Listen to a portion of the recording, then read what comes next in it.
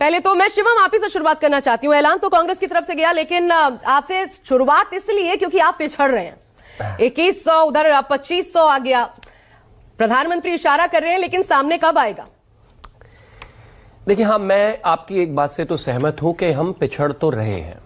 कांग्रेस वालों ने कहा कि हम 2500 देंगे, आम आदमी पार्टी वालों ने कहा कि हम 2100 देंगे और न जाने क्या क्या। लेकिन हम जो पिछड़ रहे हैं वो वादों में नहीं, वो झूठों में पिछड़ रहे हैं। झूठ जो ये लगातार बोले जा रहे हैं, इसमें हम जरूर पिछड़ रहे हैं। हम इनकी बराबरी झूठ में नहीं करना चाहते, कर भी नहीं रहे।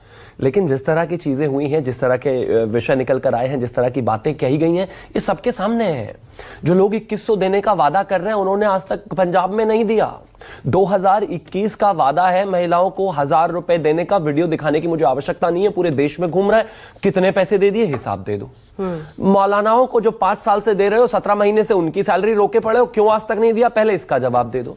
इस देश में अब तो राज्य में, दिल्ली में आपकी सरकार थी, उसका हिसाब दे दो। दूसरा, एक और चीज, झूठ इतना बोलते हैं कि जिस तरीके से कहा शुरुआत में कि हम 1000 रुपए देंगे, अगर गुना भाग किया जाए दिल्ली में महिलाओं के लिए, हर महिला को अगर 1000 रुपए देते हैं तो उसका बजट होता है 9700 करोड़ रुपए।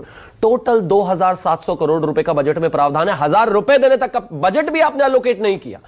मैं मानता हूं कि बस सिर्फ और सिर्फ झूठ बोलो, झूठ बोलो, झूठ बोलो, उसी लाइन पर आम आदमी पार्टी अभी तक आगे चल रही है। आ जाते हैं कांग्रेस पर। हाँ। उन्होंने कहा कि हम दिल्ली में 2500 रुपए देंगे। वैसे मेरे पास एक और खबर है दिल्ली वालों के लिए भी और बाकी जगहों के लिए भी, कि अभी परसों जो है कर्नाटक में जो फ्री बस देने वाले थे, उन्होंने 15% किराया बढ़ा दिया। कर्नाटक में जो सस्ती बिजली देने वाले थे, वहां 4.5 रुपए बिजली यूनिट पर बढ़ा दिए। कर्नाटक में जो और चीजें सस्ती करने वाले थे, वहां पर दूध पर 12% दाम बढ़ा दिए और तमाम चीजों पर। मैं एक चीज मानता हूं कि इनकी जो फ्रीबीज वाली जो स्थितियां हैं, जो चीजें हैं, जो प्लान्स हैं, वो बिल्कुल सुपर फ्लॉप है। किसी भी राज्य में सक्सेसफुली ना आज तक डिलीवर कर पाए और ना आगे कर पाएंगे। जहां तक अरविंद केजरीवाल का विषय है, वो तो मैं आप और कांग्रेस का भी पूछ लूंगी, लेकिन मैं ये आपसे पूछना चाहती हूँ शिवम, क्या ये बताइए, क्योंकि आप सरकार में हैं, क्या महिलाओं का सम्मान अब इसी तरीके से होगा क्या, कि किसने कितने पैसे, बिडिंग चल रही है क्या महिलाओं के नाम पर, कौन कितने पैसे दे रहा है? महिलाओं को ताकत इस अनुसार मिलेगी क्या? महिलाओं की स्थिति इस तरीके से, इस रास्ते सुधर पाएगी क्या? आप तो नारी वंदन ले आए, उसके बाद उस पर कब्जा करके बैठ गए, पता नहीं उसे कब लागू करेंगे। आपने ये अगर रेवड़ी है और ये लागू नहीं कर पाते हैं, सिर्फ चुनावी जुमले हैं, तो फिर आप लोगों ने, सुप्रीम कोर्ट ने तक इस पर अपना जो वर्डिक्ट था वो एक तरीके से दिया कि इस पर सोचा जाए क्या होना चाहिए। कोई कदम केंद्र सरकार की तरफ से नहीं बढ़ाया गया। तो ये मौका किसने दिया है कि हर पार्टी इसी रास्ते पर चल पड़ी है? देखिए, सबसे पहले तो मैं आपसे एक कहना चाहूंगा, आप भी एक महिला हैं और ससम्मान कहना चाहता हूं, महिलाओं की बिडिंग नहीं हो रही, इस तरह का शब्द आपको नहीं इस्तेमाल करना चाहिए, ये पूरे तरीके से गलत है। दूसरा, जहां तक बात आपने कहा नारी वंदन अधिनियम पर, बैठ गए, इस देश में लेकर आने वाले ही हम हैं और बाय 2029 बाय डिफॉल्ट ही वो लागू हो जाने वाला है। और कोई लाया नहीं पिछले 75-78 सालों में। अगर किसी में जरा सी भी विल होती करने की तो कर दिया होता, आज तक नहीं किया किसी ने। कब बताया? 2029 से पहले बिल्कुल होना है बाय डिफॉल्ट, क्योंकि जाहिर है, क्योंकि डीलिमिटेशन होना है। डीलिमिटेशन के बाद कॉन्स्टिट्यूएंसीज बढ़नी है बाय डिफॉल्ट ही, और उसके बाद अपने आप ही। अच्छा, मैं कहती हूँ छोड़ दीजिए, लेकिन ये 29 ही क्यों? ये सवाल अगर मुझे नहीं, मैं तो ये भी कहती हूँ, 70 साल की आजादी में पूछ लिया होता तो इतने दिन ही ना लगते। मैं कहती हूँ चलिए, तो करके ले आए। अब आ गया था। नहीं शिवम, मैं कहती हूँ 29 भी मान लीजिए।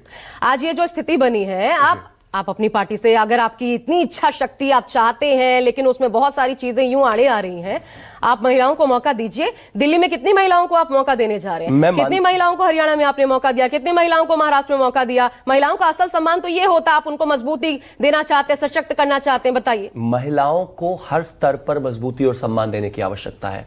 उनको इक्वालिटी भी देने की आवश्यकता है, रिप्रेजेंटेशन देने की भी आवश्यकता है। उनको फाइनेंशियली अगर किसी भी तरह से सरकार दे सकती है तो वो भी मजबूत करने की आवश्यकता है, और उनका संसद में होना भी उतना ही अनिवार्य है। और मैं मानता हूं कि इस देश में जब पब्लिक रिप्रेजेंटेटिव महिलाएं बनेंगी और लोकसभा और राज्यसभा में पहुंचेंगी और इस देश को रिप्रेजेंट करेंगी, तो वो मजबूती सबसे बड़ी वही है। और किसी ने इस देश में सोचा नहीं, हमने सोचा।